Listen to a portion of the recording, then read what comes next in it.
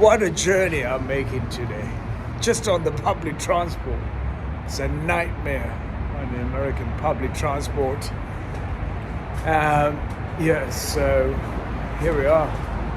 Just stuck at the,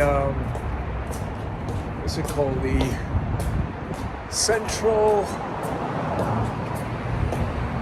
LA General Medical Center. It's almost, it's a journey of another world, I must say. There's a guy who's walking on the railway tracks just there. And along the route, I don't know what is so great about. I don't know. I am lost for words. People are just on the peripheries of their patients, peripheries of everything. I don't know. I can't describe it. One must be here and experience it to be what it's like to be on this incredible landscape on the west coast of America.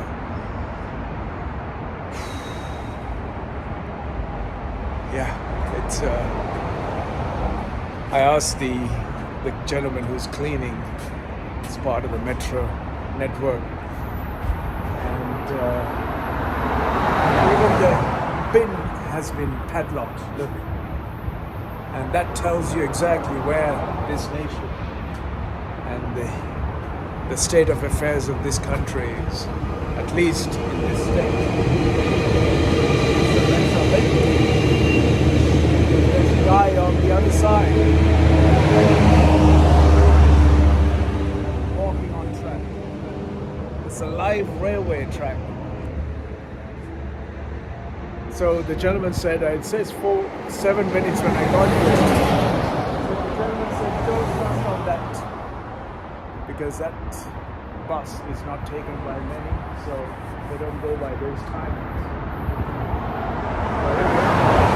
Just reading and see. It's all free today anyway for the weekend, because of the wildfires going on this weekend. All the metro buses and trams and transport around the metropolitan Los Angeles and Long Beach is free. Here in the middle of the highway, a bus, waiting for a bus.